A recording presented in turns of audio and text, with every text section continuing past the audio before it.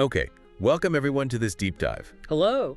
Today we're really zeroing in on something specific, male pelvic floor exercises.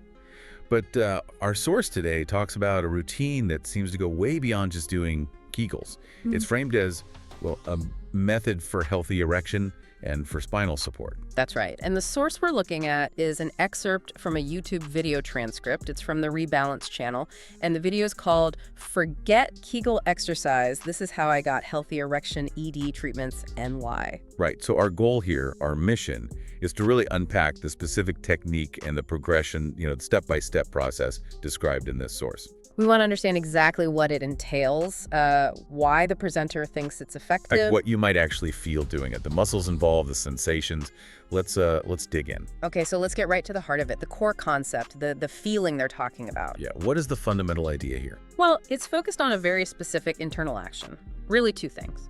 One, contracting in a way that feels like you're retracting the testicle or the whole testicular sac up into the pelvic cavity. Retracting it in. Exactly. Holding that feeling and then, crucially, fully releasing it. Okay, so that's the key action, that description of imagining trying to pull the testicles or the whole testicular sac upwards into the pelvic floor. That's the visualization the source gives, yeah. It's very distinct. Not just squeezing everything down there. Right, not a generic clench. No.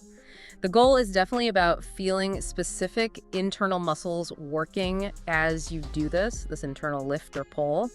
The visualization is sort of the key to finding those muscles, according to the source. Okay, interesting. So if that's the core action, where do they suggest you even start practicing this? What's the first position? The starting point they give is lying flat on your back, and they actually walk you through setting up your body first. How? Well, first you create what they call a brace around your waist. Engage those core muscles like you're about to be pushed from the side. They suggest putting your fingers there, just below the ribs, to really feel that stability engaged. Got it. So get the core stable first. Yep. And while you hold that brace, you gently flatten your lower back onto the floor. Make sure it's flat. Okay, no arching. Right. That helps isolate the pelvic area better. Then, the source says, as you inhale, you keep that brace tight and you do the main action. Pull the testicular sac into the pelvic cavity. Focus on that internal lifting feeling. Okay, so brace, flatten the back, inhale, and pull internally. How long do they say to hold it for? Hold the contraction for 5 seconds, and, this is important, the release needs to be deliberate. They use words like drop and completely let go. Ah, so it's not just stopping the pull, it's actively relaxing. Exactly. It's about learning both sides. Full engagement, full relaxation. And what about sensations? When you're just starting out lying there, what might you actually feel, if anything? Yeah, the source is pretty specific. They say, little by little, as you keep trying that internal pull, you'll start to feel different muscles working. Like which ones? They mention the muscles of the perineum. That's the area between the testicles and the anus. Okay. Muscles sort of around the testicles themselves, muscles around the anus, and then those deeper internal pelvic muscles. It's about developing awareness of those specific spots. Sounds like it could take a bit of practice just to even locate those, right? Oh, definitely. And the source suggests doing about 20 repetitions of this first step on your back. 20 reps. And they mention not expecting too much right away. Yeah, they actually say it's perfectly normal to be a little sore the first day or maybe the first few days. Makes sense if you're hitting muscles you don't usually use like that. Absolutely, because you're engaging muscles you generally don't use, or at least not in isolation. So they really advise sticking with just this initial step, lying down, until you start to feel it clearly. Don't rush it. Okay, solid advice. So once you feel like you've got a decent handle on that foundational move lying down, where does the progression go? The next step, according to the source, is doing the same exercise but with your legs down, straight out or slightly bent. They describe this position as a little more difficult. And why is just putting your legs down harder? What changes? Well, it changes the mechanics, the leverage. The source explains it means you have to actively work a bit harder to keep your pelvis slightly tilted up so the pelvic floor is still kind of facing your rib cage. And you might need to bring your ribs down slightly. Ah, okay. So maintaining that alignment needs more active control from your trunk muscles. Exactly. It starts to link the pelvic floor action more strongly with core stability. So you'd feel more abdominal work. Precisely. The source says you'll likely notice significantly more engagement from your abdominal muscles here just to hold the right position. But importantly, the main internal action is the same. That feeling of pulling the testicular sac inside.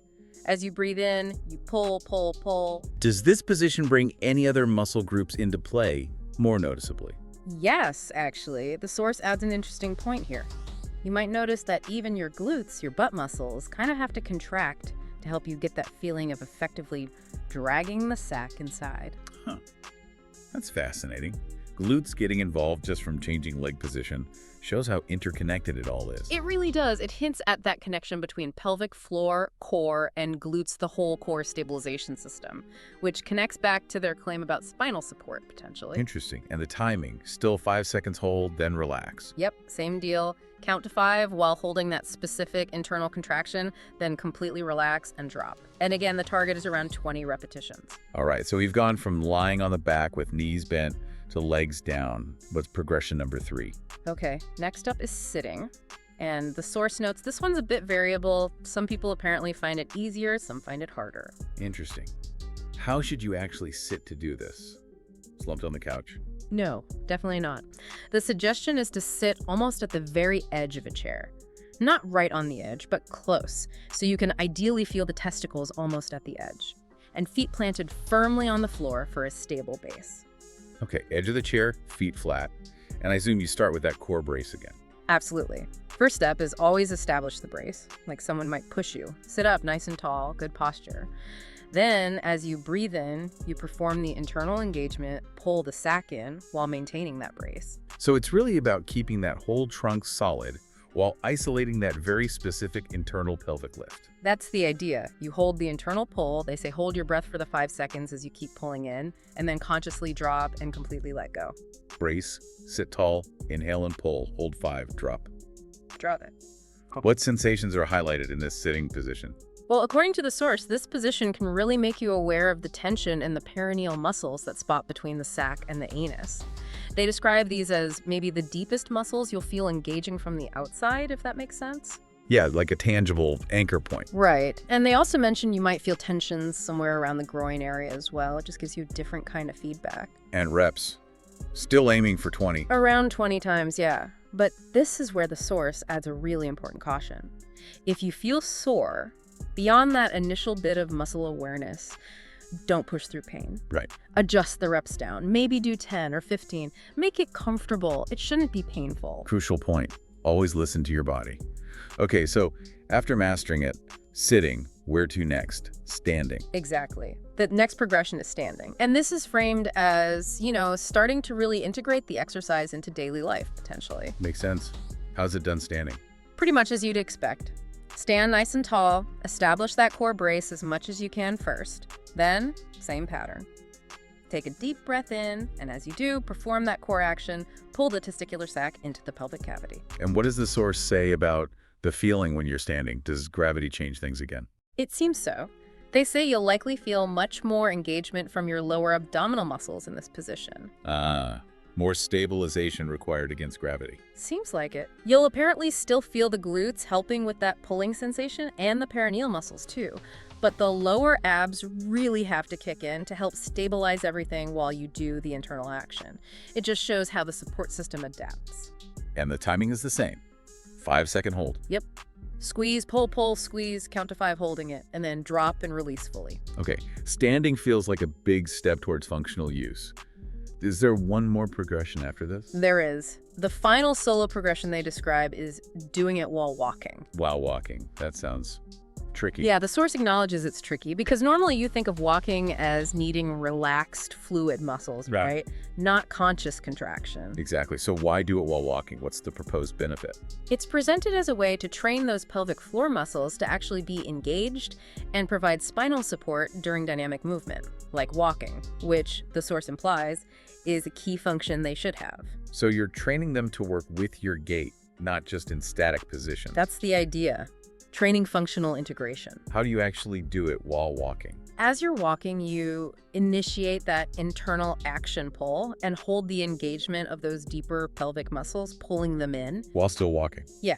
You continue walking, you maintain that contraction for a count of 5, and then you consciously relax and drop the hold, presumably before initiating the next cycle or just letting it rest for a few steps. Wow, so you're literally layering the pull, hold, release cycle onto your walking pattern. That's definitely advanced integration. It seems to be the peak of the progression in terms of integrating it into movement, training the muscles to be part of dynamic core stability. Now, beyond these different positions, the source also mentioned combining this specific pull with other core exercises. Yes, they did. They specifically call out bridging as a really good exercise to pair this with. Why bridging?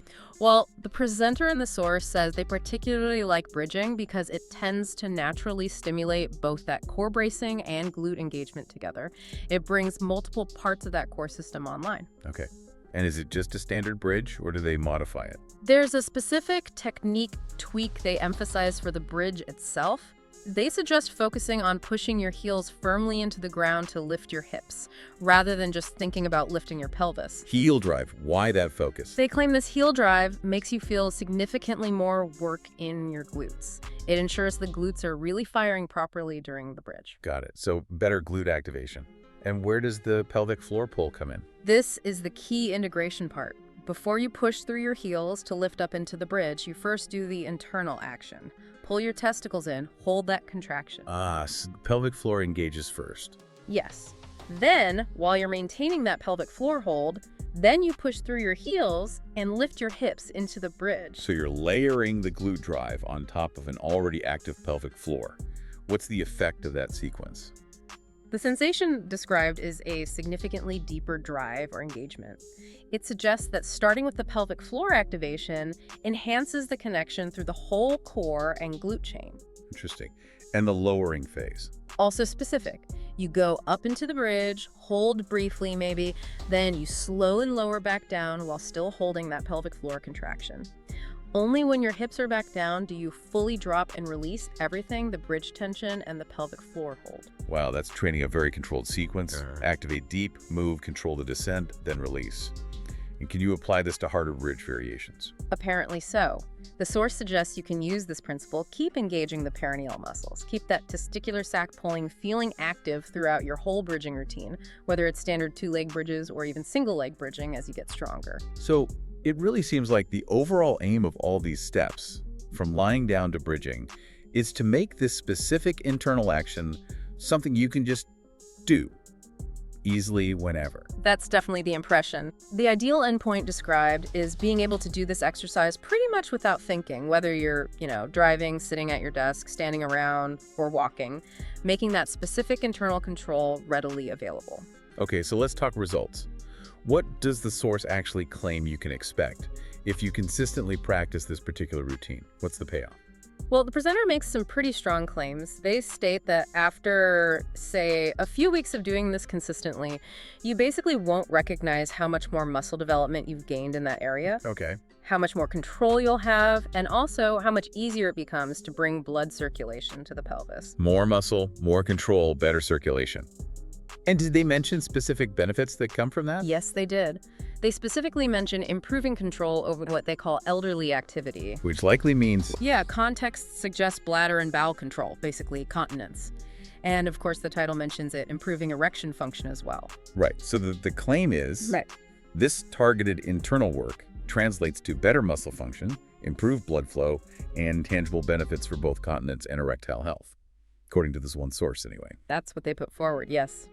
Better muscle leads to better function in several ways. What really stands out here, I think, is that detailed description of consciously finding and strengthening these hidden internal muscles using that unique pulling visualization and the very systematic way the routine progresses, building from simple static holds towards integrating it into complex movements like walking and bridging. It's not just one exercise. It's presented as a whole system for developing functional strength down there. Yeah, it's quite detailed in its progression. And this approach, focusing so specifically on these deep internal muscles and linking them not just to, local function, but also to core bracing, spinal support, movement, it really does raise an interesting question for you, the listener, to maybe mull over. how much untapped potential for, well, for stability, for control, for function, maybe even for just overall physical well-being might actually be lying dormant within the deeper, less consciously exercised organs of our own bodies. Something to think about.